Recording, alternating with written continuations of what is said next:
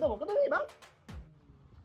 උඹ ආවද? උඹ එනකන් තමයි හිටියේ. මොතර හිටපු අපේ එක නරක් කරේ උඹ තමයි. මොකක්? නරක් කර? මම? ඔව් උඹ තමයි. මේකට අර බැල්ලිත් එක්ක අහුමුළු ගානේ රින්ගන්න උදව් කෙරුවේ. අයියෝ අම්මේ සඳුනි මගේ පණ වගේ මං එයාත් එක්ක අහුමුළු ගානේ ගියේ නෑ. ඇත්තද? එතකොට ඒක ප්‍රෙග්නන්ට් වෙලා තියෙන හොලකටද? ඔව් පොඩ්ඩක් ඉන්න.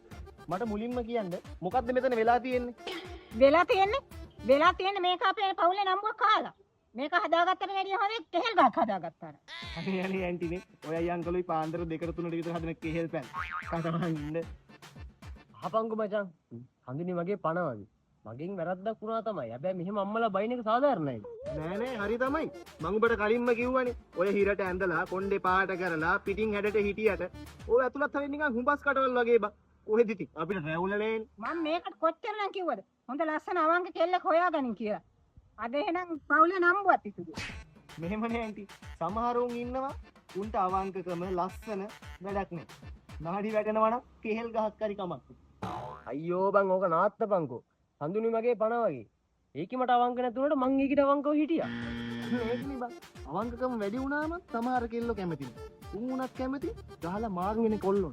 මට ඇත්ත කියපන්. ඔය සම්බන්ධනේ දැන් කොච්චර කල්ද? වැඩිය නෑ අම්මේ අවුරුද්දක් වගේ. ඇයි අයියා මහිනා වෙන්නේ? නෑ ඉතින්. අද කාලේ ආදර කතා හරිය නිකන් පාඨමාලා වගේ. එක්ක මාස 3යි නැත්තම් මාස 6යි. වැඩි මොනොත් අවුරුද්දයි. කොහොම වුණත් බං මං ඒකිට සිරාම කරා. ඒකි හම්බුනාට පස්සේ මම වෙන කිසිම සම්බන්ධයක් පටන් ගත්තේ නෑ. වෙන්න පුළුවන් මචං. මිනිහාට අනියන් සම්බන්ධතාවයක් නෑ කියන්නේ ඒක ගෑණිගේ දක්ෂතාවය. ඒක ඉතින් කොහොමත් හැම දෙයකටම දක්ෂයිනේ.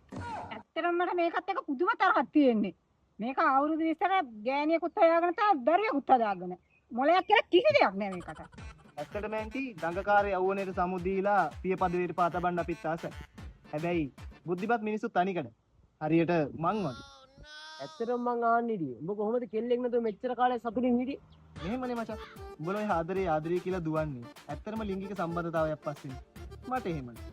මට ලිංගික සම්බන්ධතාවයක් ඕනේ කියලා හිතෙන හැම වෙලේම මම කරන්නේ ඕමි ගහන එක. මොකක්? ඔමි ගහන එකයි ඒකයි අතර තියෙන සම්බන්ධය මොකද්ද? ඒක මට ඇන්ටිට කියන්න බෑ ඇන්ටි. ඕන්නම් මම ඒක මූට කියලා දෙන්න. වරින්ක මචං උඹට බඩක් කියන්න.